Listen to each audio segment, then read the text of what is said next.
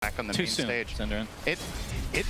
It's a thing, you know, like you can have really good days, you can have bad days. The days you want to peak is on the main stage. And I think something that's really good for gaming Gladiators in general is that, oh, hang on. Nice cookie. He's going to close the gap here for Yuragi to right-click Tofu. Pops that Fairy Fire, but the Jingu is up, and First Blood goes to Yuragi. Gets a little bit of HP back thanks to the Boundless Strike Jingu combo. But OG first on the board. And this is a very good lane, really. Okay, I mean, there's kind of a, okay, I take that back. That's a really cute dog with a hot dog in the dire base. All right. Could be Onion. could be anyone. Scatterblast onto Ace. Yuragi's Mars here, in trouble though. too. The cookie set up.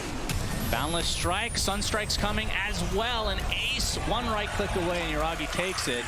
On the other side, Amar did fall to Dyrachyo.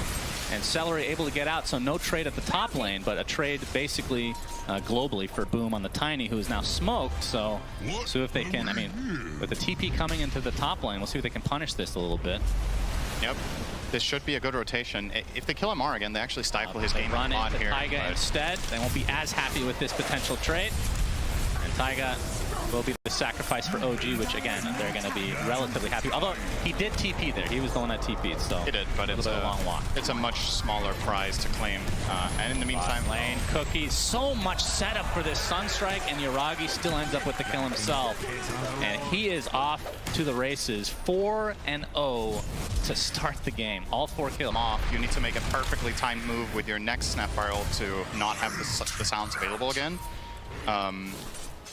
Seems like it was a big part of why Gaming did pick this hero in this game. Dyrachyo, Requiem, there it is. Do they have the raise? Yep, and Ace is here as well. Huge Big kill for Gaming Gladiators off of the Invis rune from Dyrachyo. But it's going to get punished to a degree. Ace will fall. Nothing comes for free. But for the first time in the game, now a minor gold lead for Gaming Gladiators. I love that move from Gaming Gladiators. Really good stuff. Not only do they get the Aegis, but keep in mind this Radiant lineup is incredibly good at killing Roche. So the fact that you take it away from them is almost as valuable as getting it yourself. Dyrachyo would have loved to have it now. The Aegis could have been on him, but instead would have died twice in this scenario, I would assume. Although, you can see Gaiman starting to pincer in a bit. The Avatos onto 3, Misha very low, nice Firestorm from Ace as Yuragi kind of separated from his team, attempting to TP out, and he will be able to TP successfully. Just bare that Gaiman was able to claim for themselves. It feels like it's OG's momentum right now to a degree, despite that Roche. This aggressive move from OG could actually fail horribly. They don't know that they're visible under the ward. And the toss, Requiem to follow. Yuragi is mega dead, and here comes Ace with the Fiend's Gate. Misha's going to be the second kill, so nice pickups for Gaiman. What a sick ward. Like, I totally understand OG don't expect there to be vision there minute 19 around their own I mean, even just the extra little bit of fear is actually very helpful. Why are you laughing? Isn't that the best part? It's so good. I mean, it's half a second, right? He gets initiated on by Amar, who pops his newly picked up BKB, continuing to bash away as the Wraith Pact is placed. The Global Silence is not really going to dissuade OG from continuing any further. And Taiga, he's going to get the backup of the rest of his team now. Now the focus is entirely on Ace, and the Mortimer's Kisses are going to be enough. Double kill for BZM off the back foot of this. 3 dead for Gaiman as they are punished severely for entering OG's jungle. And Global Silence run right into Misha as Roche is abandoned temporarily, but Ace is caught out. Yuragi gets off his ultimate, but he's taking heavy damage, has to pop the BKB, and now everybody tries to reset as the Global Silence comes in. Kind of resets his fight to a degree as Boom gets the Avatos onto Misha. It's going to be close on this kill. Finally finds it. That's just the first death in this engagement. As you can see, Amar going to town on the BKB SF through the song. And he's going to find that kill relatively easily, but he's going to be traded as a double kill for Celery of all heroes. And it turns into a 3 for 2. BZM has to ghost walk away. Yuragi's still fine and healthy, as the rest of Gaiman might have to reset a bit as 2 cores have died. And really the trade is for 2 supports as BZM nets the double kill thanks to that Sunstrike. And with that, Gaiman have to abandon this for the time being. Here we go. Less than a minute left on the Aegis, so see how OG want to try to approach this. Do they have any offensive force stuff? Boundless Strike, and look at the damage! The Aegis is just gone like that. Now the Wukong's command into the meteor, and Dyrachyo dies a second time in the blink of an eye. Ace has to BKB Fiend's Gate away, and the rest of Gaimin have to ditch. Celery doesn't have that opportunity, and it looks like Tofu's TP gets canceled as well. So 3 dead as OG just on another level here. Now with a 12K lead. Yeah, I was looking if there was a potential offense. Had the presence of mind to go outside the Wukongs to hit a couple random enemies to get the bashes up again. Yeah. To be able to get the literal perma bash is insane. Yep. Man. Clean. So hard to play against that. As Tree Volley coming in. Boom. Oh, okay. Some damage gets the Avatos back into the pit.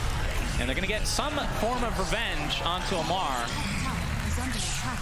But they're going to need a lot more of that to get back in this game.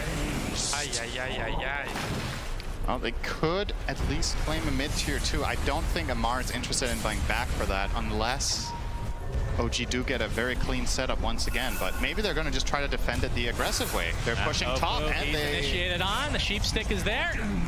And he is deleted. They can actually force them back here. They can defend their tier 2 tower mid by pushing top. The OG have, or Gaming Gladiators have to come back here. They're sending back the Underlord for now. Tower.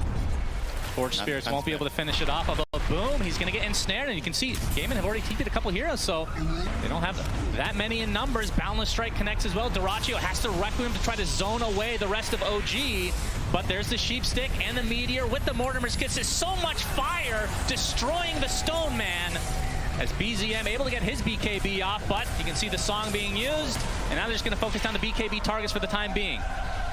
So 2 dead in favor of OG. With the Wukong's command, Boundless Strike onto 2, and Gaimin are getting destroyed. Oh, so clean. What an insane fight from OG. Everything landing perfectly. Man. Great spellcasting synergy. The way they set up that kill on Tiny and take advantage of him not having BKB is just so clean, right? And snare into the scatter blast damage so he can't. He's back, he's gonna have half the soul, so won't be as powerful as he could be. Scotty now picked up by Yuragi. That's 2 lanes. And now trying to go for the megas. Boom. He's going to get initiated on mid-tree volley, and look how fast he dies again. Scatter Blast finishes him off. He does have buyback this time, though. But at this point, it's going to be mega creeps. As Gaimin, they're just getting zoned out by BZM, who has a delicious meatball surprise with that refresher. And the global silence is there. Can't play. Like, he's literally just He just dies on the outskirts as the rest of Gaimin are stuck in their freaking fountain right now. Good lord. OG, I think it's just a range racks on the top to be able to get those mega creeps as Yuragi pops the BKB. Boom, with a pretty good tree volley, but it's not enough damage at this stage of the game. As they're going to be able to finish off, and that's a dieback for Mr. Boom himself. And it looks like game 1 as GG's come out, go to OG in extremely convincing fashion. And I know we came in thinking OG would be the favorites coming in, and they're showing why here. They're able to play greedy with double Midas, and it worked out. It did. Gaming Gladiators went for one of their, tried and tested and true strategies, but they didn't get